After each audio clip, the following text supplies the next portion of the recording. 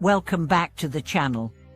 I'm really excited to have you here today, because we are going to unpack a question that touches so many areas of life: spirituality, psychology, culture, and even your daily choices. Have you ever looked up your zodiac sign and thought, well, that explains why my life is the way it is? Have you ever blamed a bad month on retrogrades, bad stars, or your birth year? Or maybe you've been told that people born in certain signs are destined to be rich or unlucky or strong-willed. If any of that sounds familiar, then this video is especially for you. Today, we are going to ask a powerful question: do you believe in fate, or do you believe in your power to create? And we are not going to answer it with a simple yes or no. We are going to explore the question through stories, philosophies, insights from both ancient traditions and modern science, and ultimately, through the lens of your own personal experience. Let's start by addressing a reality. Belief in fate and astrology isn't new. It's as old as human civilization. Whether it's Western horoscopes, Chinese zodiac, Vedic astrology, or Mayan calendars, people have always searched for patterns in the cosmos to make sense of their inner worlds. And there's a reason for that. Humans are pattern seekers. We want meaning. We crave order. We need to feel like there's a plan, even when life seems chaotic. Now here's the fascinating part. These systems do often hold deep wisdom. The Chinese zodiac, for instance, links animals to yours in a 12-year cycle, and those years are further influenced by elements like wood, fire, earth, metal, and water. It's intricate, thoughtful, and yes, many people resonate with the traits assigned to their sign. But the question is not whether it's meaningful. The question is, do you let it define you? Does it set your path, or does it simply inform it? Here's a story that might help. A man named Wei was born in a bad year according to Chinese astrology. His family was warned that his path would be full of obstacles, and that he would need extra rituals and protections to survive, and for a long time, Wei believed it.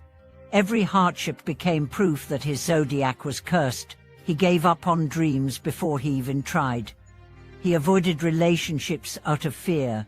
But one day, while attending a talk by a Buddhist teacher, he heard something that changed everything. The stars influence you, but they do not own you. Your heart is the greater sky. That sentence struck him like lightning. He realized that he had been living in a cage built not by the stars but by his belief in them.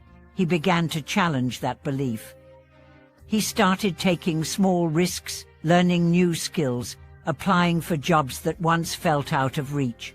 And yes, he struggled, but slowly, his life began to shift, not because his fate changed, but because he stopped surrendering to it. This is the critical point. Astrology, zodiac signs, and predictions are tools. They can help you understand yourself. They can guide you, like weather forecasts. But just like you wouldn't cancel your entire life because rain is predicted, you shouldn't cancel your dreams because a zodiac sign says your luck is low this year. Umbrellas exist. So does inner strength. Let's dig into the psychology for a moment. There's a concept called self-fulfilling prophecy. It means that what you believe tends to shape your behavior, and therefore, your results. If you believe you're unlucky, you become hesitant. You avoid taking chances. You stop showing up with confidence. And guess what? That energy drives people and opportunities away. So your belief in bad luck actually creates bad luck. On the other hand, when you believe you're in a lucky cycle, even if nothing major has changed, you approach life with a different energy. You say yes more. You try new things. You radiate hope, and that energy invites blessings. Not because the stars handed you something, but because you opened your hands to receive. For now, none of this means we should throw ancient wisdom out the window. Quite the opposite. These systems are powerful mirrors. They help us ask better questions. What are my tendencies? What lessons am I here to learn? Where do I shine naturally, and where do I struggle? But we have to remember they're mirrors, not maps. They reflect potential.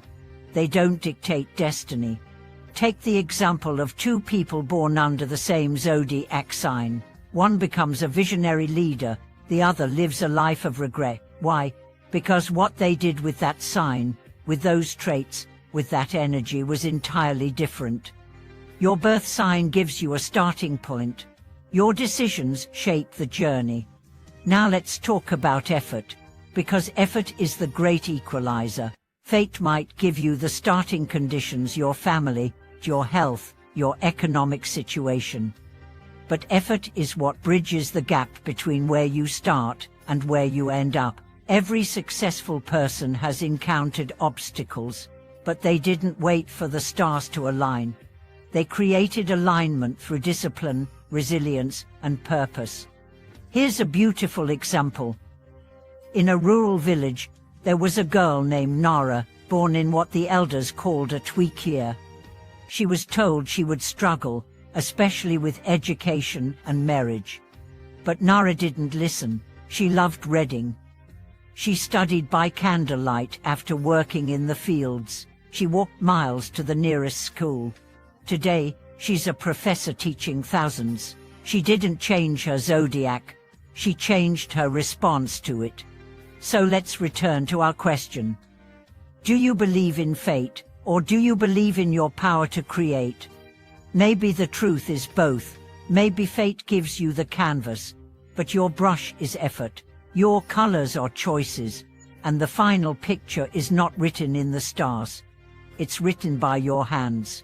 And if you ever doubt that, look at history.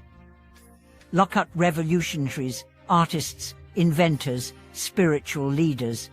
Many of them were told they were born under difficult signs, that they shouldn't speak, that they wouldn't succeed, but they did because they understood something deep, that within each of us lies the power to rise beyond prediction, to live not by fate alone, but by fierce, conscious creation. So next time someone tells you that your sign is unlucky, smile. Thank them for the information. And then go out and prove them wrong, not with anger, but with your own luminous becoming. Thank you so much for watching this video. I hope it opened something in your heart and gave you the courage to rethink your relationship with fate. If you've had moments where you broke free from limiting beliefs, whether based on astrology, upbringing, or fear, I'd love to hear about it in the comments. And if this video inspired you, please like, subscribe, and share it with someone who's been told their stars aren't in their favor. Let's remind them that the most powerful force in the universe isn't the stars, it's the human spirit, aligned with purpose. Until next time, walk boldly, love deeply, and create your path with your own light. Thank you for watching this video.